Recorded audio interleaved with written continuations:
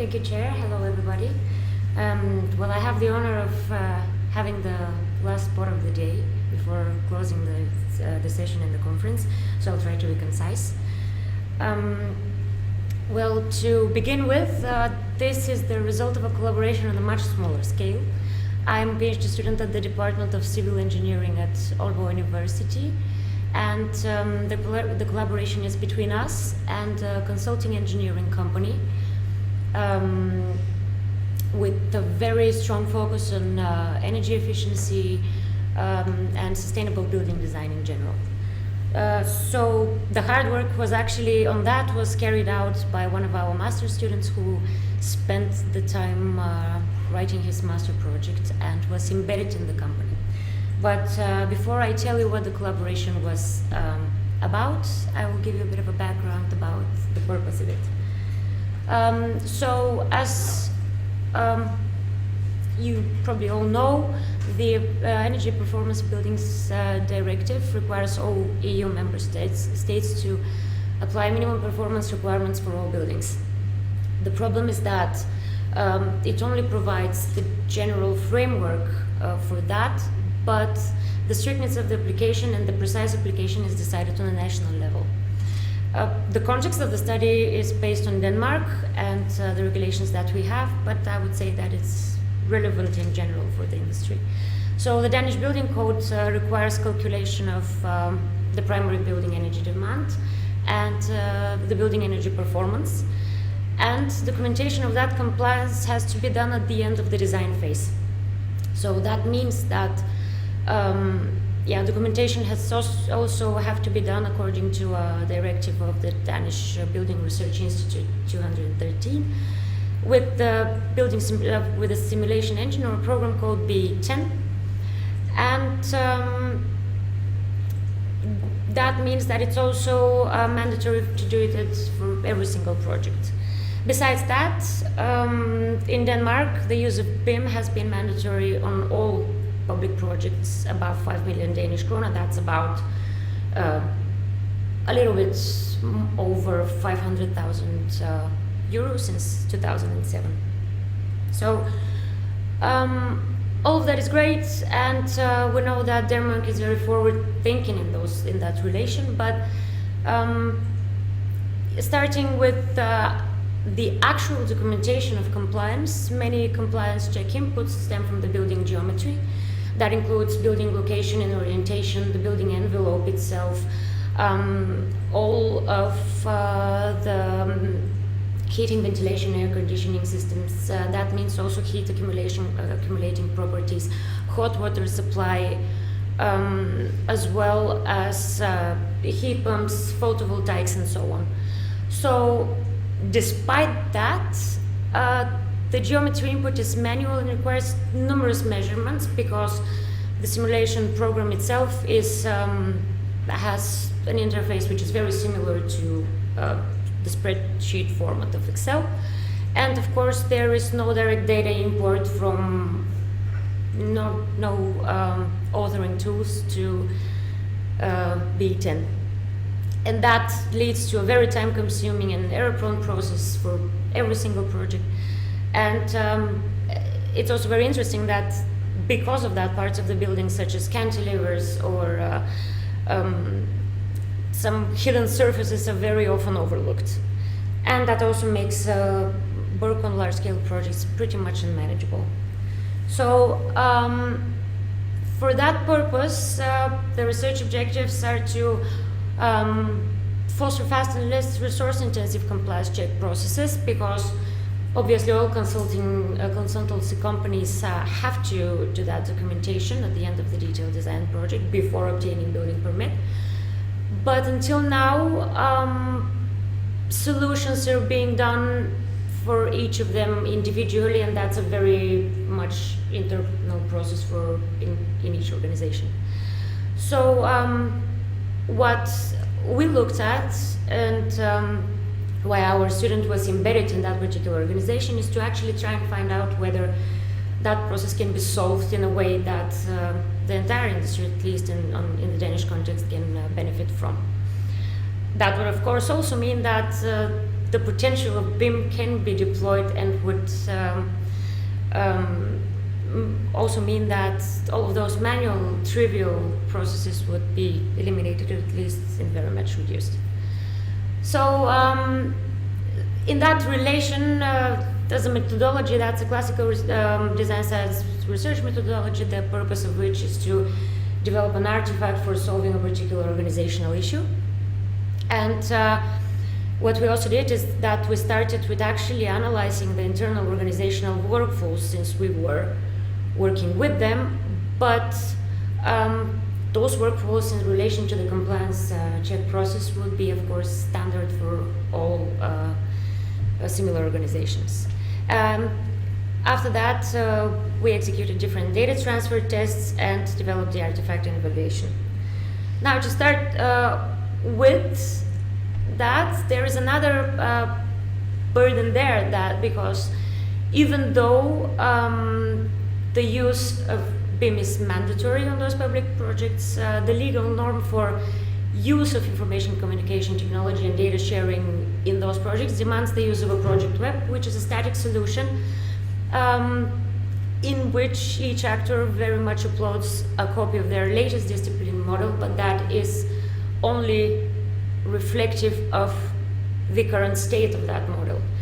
And that means that the collaboration or information sharing between the actors goes as downloading the model from the project web, replacing the existing model with the new one, saving as a central file and performing the parameter configuration and updating the discipline model. What parameters are we talking about?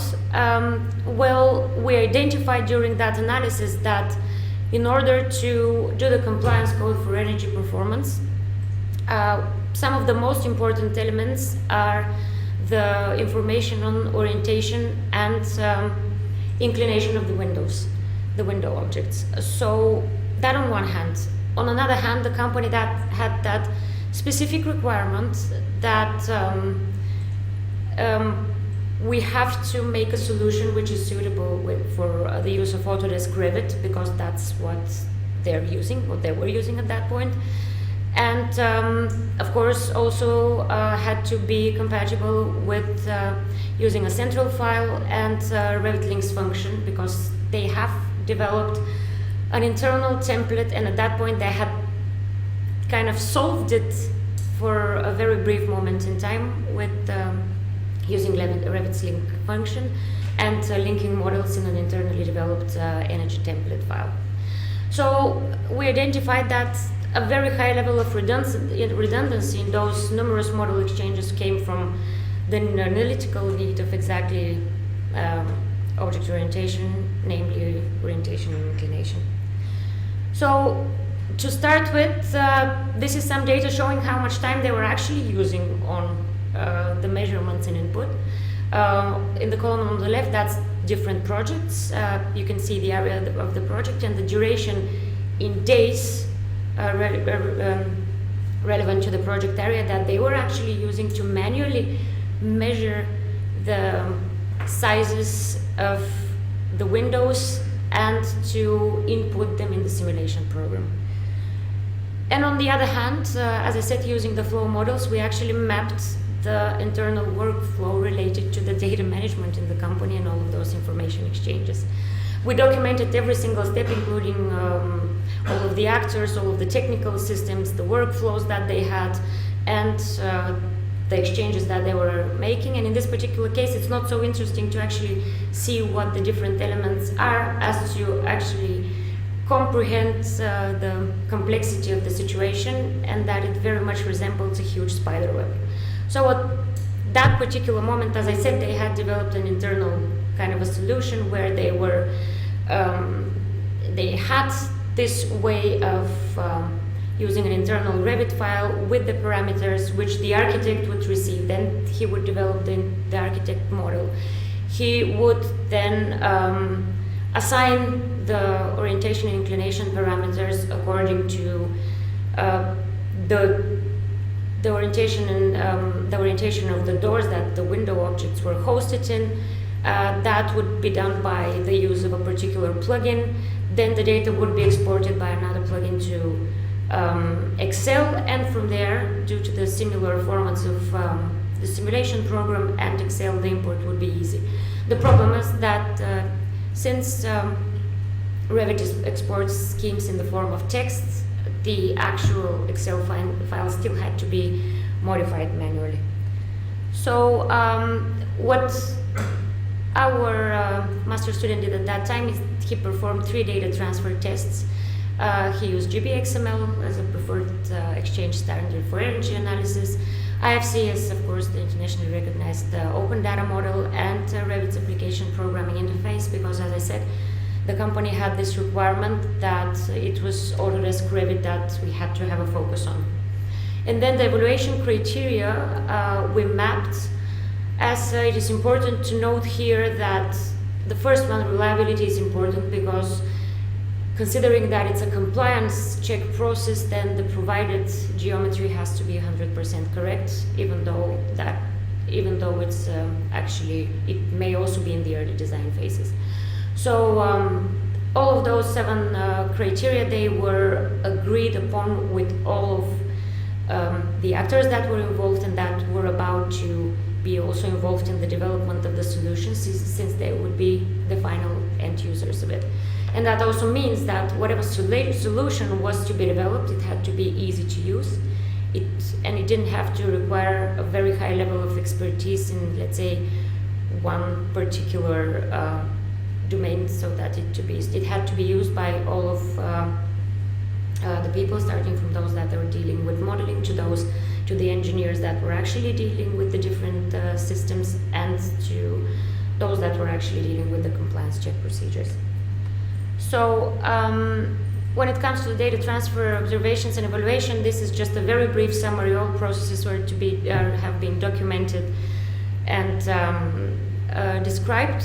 Very briefly, when it comes to the data transfer with GBXML as a method, the problem there was the exported energy analytical model, because the test models that we used had, of course, diverse geometry, and at that point there was a problem with export of curved geometry.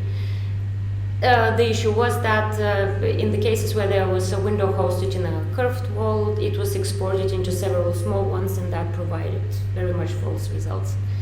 The information was available in the IFC model and so on, but considering that the focus was on location and object placement, that was referenced by the wall center line, and the program required gross areas, which could have been a problem.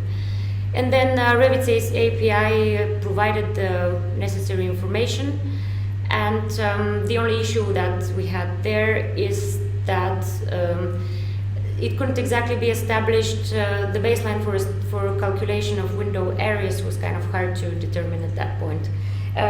However, the information was available. So the objectives were that, as I said, the requirement had different organizations. The organization had different requirements, and considering all of those requirements that they had and what we needed to achieve, we had found out that there would be 2 different solutions. One of them would be a very short-term one, which kind of allowed them to do their job efficiently right now, but it would not be a very kind of long-term oriented solution.